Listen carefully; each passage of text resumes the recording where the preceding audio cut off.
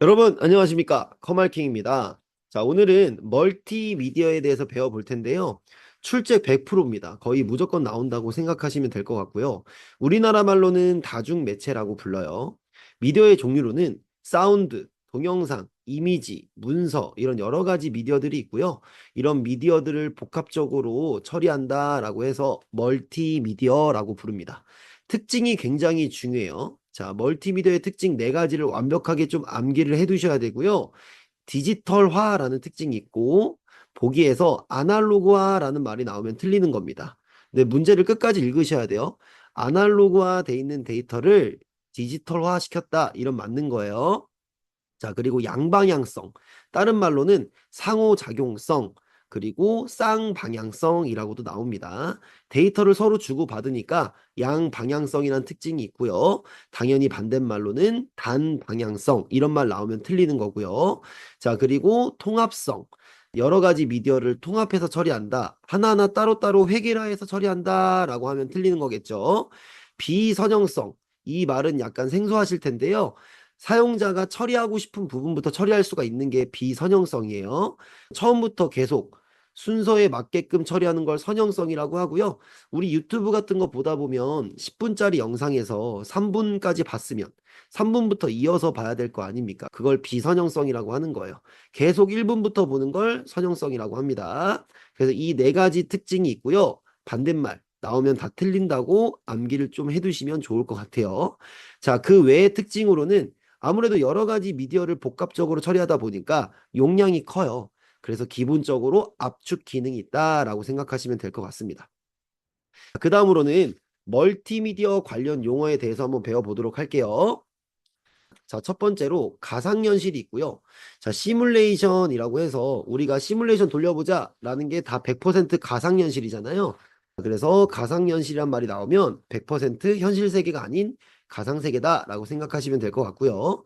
자, 증강현실이라는 게 뭐냐면 현실 세계가 기반이고, 자, 그 현실 세계에 가상 정보를 결합시켜 현실의 효과를 증가시킨다 라고 생각하시면 될 것 같아요. 제가 그림으로 좀 간단하게 설명을 드리자면, 이게 사람이 있어서 사람이 이렇게 어떤 그 장비를 우리가 쓰고 가상세계가 100%인 게 가상세계라고 생각하시면 될 것 같고요. 자, 증강현실 같은 경우는 이렇게 뭐 TV 같은 게 있고 사람이 있으면 TV 속에 뭐 가상세계를 이렇게 투입시키는 거죠. 자, 이거를 우리는 증강현실이라고 부릅니다. 자, 그 다음에 메타버스라는 것도 요즘에 많이 나와요. 메타버스는 뭐냐면 가상세계에 사회성이 존재하는 거예요. 그러니까 아바타 영화 보셨죠?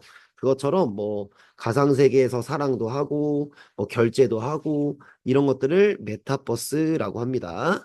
자, VOD는 여러분들 자주 접해본 단어이실 거예요. VOD는 이제 우리나라 말로 다시 보기, 주문형 비디오라고 하고요.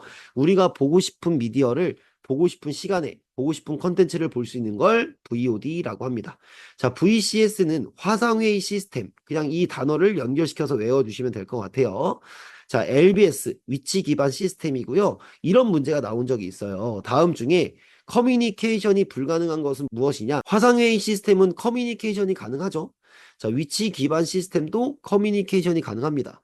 근데 보기에 어떤 말이 있었냐면 DMB라는 단어가 나온 적이 있어요. DMB는 이제 뭐 우리 옛날에 자동차 이제 운전하고 갈 때 뭐 TV 같은 거 보실 때가 있었거든요. 그런 게 DMB예요. 그냥 TV라고 생각하시면 돼요.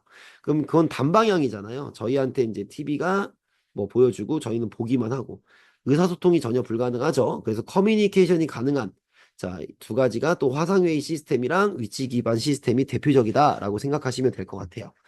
자, 위치를 알면 너 어디야? 이렇게 물어볼 수도 있고 커뮤니케이션이 가능하거든요. 자, CAI 교육, PACS 원격 진료, 뭐 보기에 등장한 적은 있어서 제가 써드린 거고요. 그렇게 중요하진 않습니다. 자, 그 다음으로는 그래픽에 대해서 배워볼 거예요. 멀티미디어 데이터들 중에서 가장 많이 나온다고 생각하시면 될 것 같고요. 그러니까 크게 비트맵과 벡터로 분류가 되고요. 자, 비트맵은 점으로 구성되어 있습니다. 그 다음에 사실적인 이미지를 표현해요. 그러니까 여러분들 증명사진 같은 게 다 비트맵 이미지라고 생각하시면 될 것 같아요. 자, 이런 이미지들을 확대하면 계단 현상이 발생을 해요. 자, 그림판 같은 것도 다 비트맵 이미지거든요. 제가 그림판을 검색해서 한번 실행하고 여기에다가 제가 뭐 이런 식으로 그렸습니다. 확대를 하면은 이런 식으로 좀 깨짐 현상이 발생하죠. 이게 바로 엘리어싱 현상이라고 합니다. 자, 그래서 비트맵 이미지는 자, 확대하면 이런 식으로 계단 현상이 발생한다. 그거를 전문 용어로 엘리어싱이라고 합니다. 대표적인 프로그램으로는 포토샵이 있고요. 자, 인쇄할 때는 레스터 방식이라고 해요. 그래서 레스터 방식이다, 곧 비트맵 방식이다라고 말하는 거랑 똑같습니다, 여러분. 그래서 비트맵에 대한 특징을 물어봤을 때 레스터가 나오면 맞아요. 무조건 맞는 거고요. 자, 그 다음에 이 네 가지는 비트맵 형식의 확장자들이거든요. 자, BMP라는 형식은 압축이 안 돼요. 제가 멀티미디어 특징 중에 기본적으로 용량이 크다 보니까 압축 기능이 있다고 말씀을 드렸잖아요. 근데 BMP라는 파일 형식은 압축이 안 돼요. 굉장히 독특하니까 암기해 두시면 좋겠죠. 그냥 JPEG 많이 들어보셨을 거예요. 자, 얘는 정지 영상의 표준 압축 규격이고요. 확장자들은 JPG, JPEG, JPE 등등 쓸 수가 있고요. 자, 얘는 압축이 당연히 됩니다, 이제. 근데 압축을 할 때 손실 압축, 무손실 압축, 이 두 가지 기법이 다 가능하다는 거 암기해 두시고요. 자, GIF는 뭐냐면 애니메이션 효과가 있어요. 우리가 보통 움짤이라고 부르잖아요. 근데 문제에 움짤이라고 나오진 않겠죠? 자, 전문 용어로 애니메이션 효과를 줄 수 있다. 이런 식으로 보기에 나올 수도 있고요. 근데 압축을 할 때 손실 압축은 안 돼요. 그래서 무손실 압축만 가능하다는 거 꼭 암기를 해 두셔야 되고요. GIF 파일 받다 보면은 화질이 좀 안 좋아 보이거든요. 그게 화질이 안 좋은 게 아니라 256가지 색만 표현이 가능해요. 자, 이게 GIF라는 자, 비트맵 파일 형식이고요. PNG는 우리가 위 파일 형식 등의 장점을 다 혼합한 걸 PNG라는 파일 형식이라고 부릅니다. 자, 트루 컬러라고 해서요. 얘가 오답을 어떻게 나오냐면 PNG 파일 형식은 256셋만 표현이 가능하다. 이렇게 나온 적이 있어요. 그럼 무조건 틀리는 거예요. 트루 컬러로서 얘는 2의 24승. 엄청나게 많은 색깔을 표현할 수가 있습니다. 그렇게 꼭 기억을 해두시면 좋을 것 같고요. 자, 그림판에서 어떤 데이터를 저장하면은 다 PNG 파일 형식이라고 생각하시면 돼요. 예전에는 그림판으로 그렸을 때는 JPG였어요. 근데 요즘에 다 PNG로 저장된다는 건 무슨 말이겠어요? PNG 파일 형식이 가장 성능이 좋다는 거겠죠. 그 다음에 이제 벡터 파일 형식은 점과 점을 이은 선으로 구성되어 있다. 점만 보고 벡터의 특징으로 올바르지 않은 것은 틀렸다고 하시면 안 됩니다. 점과 점을 이으면 그게 선이 되겠죠. 선으로 구성되어 있는 게 다 벡터 파일 형식이라고 생각하시면 될 것 같고요. 자, 도형이나 로고 같은 것들을 표현하고 일러스트, 이미지 등을 표현하는 게 벡터 파일이라고 생각하시면 될 것 같아요. 자, 확대 시 계단 현상이 발생하지 않겠죠. 왜냐면 선으로 깔끔하게 돼 있으니까.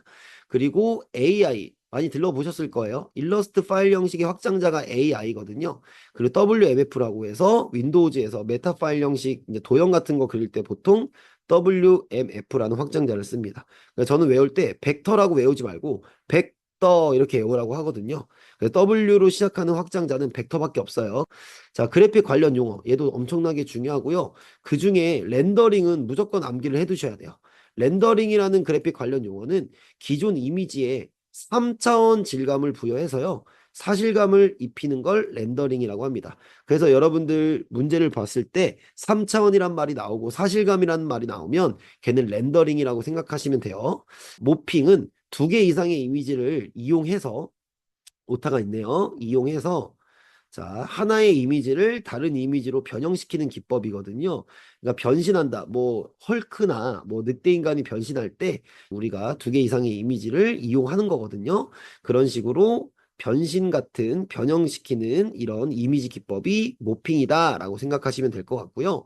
디더링은 뭐냐면 색깔이 얼마 없어요. 제한된 색이 있는데 이걸 섞어서 더 여러 가지 색을 표현할 수 있는 걸 디더링이라고 하고요. 안티 엘리어싱은 엘리어싱이 계단 현상이잖아요, 여러분. 자, 이거를 뭉개서 자, 거친 표면을 최대한 부드럽게 해주는 거를 자, 안티 엘리어싱이라고 합니다. 그래서 확대할 때 계단 현상이 발생한다고 했었는데 그 계단 현상을 최소화시키는 걸 안티 엘리어싱이라고 불러요. 자, 인터레이싱은 대략적인 이미지를 먼저 보여주고 점차 점차 세세하게 보여주는 이미지 표현 기법이라고 생각하시면 될 것 같아요. 자, 그래서 제가 오타를 좀 수정을 할게요. 얘는 계단 현상이고요. 자, 그리고 얘는 이용하여.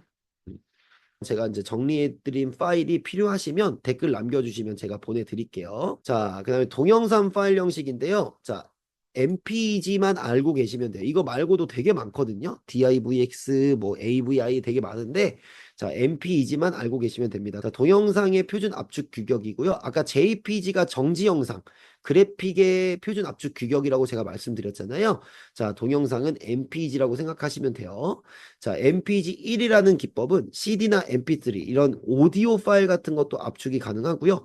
MPG는 우리가 이제 뭐 보조기억 장치에서 배웠던 DVD 파일 같은 것들을 다 표현할 수가 있고 압축을 할 수가 있고 자 MPG 7은요 검색하는 기능이 있어요. 그래서 전자상거래나 전자도서관 같은 데에서 사용한다고 생각하시면 돼요. 그래서 문제에서 MPG 1부터 뭐 21 중에 알맞은 걸 고르라는 문제가 나왔는데 문제를 읽다 보니까 검색이란 말이 나왔다. 그럼 MPG 7 찍으시면 되고요. 관리라는 말이 나왔다. 그럼 MPG 21 찍으시면 돼요. 위에 있는 압축 기법들을 다 관리한다라고 생각하시면 될 것 같고요. 마지막으로 사운드 파일 형식들을 좀 배워볼 텐데요. 첫 번째로 웨이브 파일이 있고요. 그 다음에 미디 파일, MP3 파일이 있습니다. 웨이브 파일은요. 확장자가 WAV고요. 사실적인 소리를 표현한다. 근데 얘는 또 압축이 안 돼요. 압축이 안 되는 게 두 가지가 있었어요. 뭐가 있었죠? 그래픽에서 BMP라는 게 있었고요. 그 다음에 우리 사운드에서 WAV 이 웨이브 파일 형식 이거 두 가지만 뭐가 안 된다? 압축이 안 된다라고 알아두시면 너무너무 좋을 것 같습니다. 자, 그 다음에 미디 파일은요. 전자악기 소리를 표현해서 뭐 길이, 세기 이런 말들이 나오면 미디 파일 형식이라고 생각하시면 될 것 같고요. MP3는 CD 음질과 거의 같아요. 사운드는 굉장히 좋은데 압축률이 굉장히 높아서 용량은 굉장히 작다고 생각하시면 돼요. 당연히 MPG 1로 압축을 하겠죠. 자, 사운드 관련 용어. 자, 이거는 제가 뜻은 써놨지만 그냥 시퀀싱, 샘플링, PCM 이런 식으로 이런 단어들이 있구나라고만 알아두시면 돼요. 왜냐하면 이렇게 나와요, 문제가. 다음 중 사운드 관련 용어 중에 올바르지 않은 것은 보기에 이거 세 가지가 있을 거고요. 그 다음에 별도로 하나가 있을 겁니다. 그럼 그걸 찍으시면 될 것 같아요. 시퀀싱은요. 뭐 미싱한 작업이라고 생각하시면 되고요. 어떤 기본 비트가 있으면 그 위에 쌓고 하잖아요. 그걸 시퀀싱 작업이라고 생각하시면 돼요. 그래서 교육 쪽에서도 시퀀싱 하는 게 어떤 기본 교육이 있으면 그 위에 어떤 교육을 추가하고 이런 것들을 다 시퀀싱이라고 생각하시면 됩니다. 자, 샘플링은 뭐냐면 아날로그 신호를 멀티미디어의 특징 중에 디지털이 있으니까 디지털 신호로 변환하는 걸 대신 어디에서? 사운드에서 그 작업을 샘플링이라고 합니다. 그래서 야, 그거 샘플링 했어? 라는 거는 내가 녹음한 파일을 그 아날로그 신호를 디지털 신호로 바꿨냐? 이런 말입니다. 그리고 PCM은 음성 신호가 있는데 당연히 디지털화 시키겠죠. 그걸 세분화해서 산출하고 그걸 부호화시키는 걸 PCM이라고 합니다. 자, 이렇게 멀티미디어에 대해서 배워봤는데 내용은 굉장히 많지만 무조건 한 문제 이상이 나온다고 생각하시면 될 것 같아요, 여러분. 그래서 확실하게 공부해 주시고요. 자, 오늘도 영상 끝까지 시청해 주셔서 감사하고 여러분 좋아요와 구독 꼭 부탁드립니다. 오늘도 고생 많으셨습니다. 자, 수고하셨어요.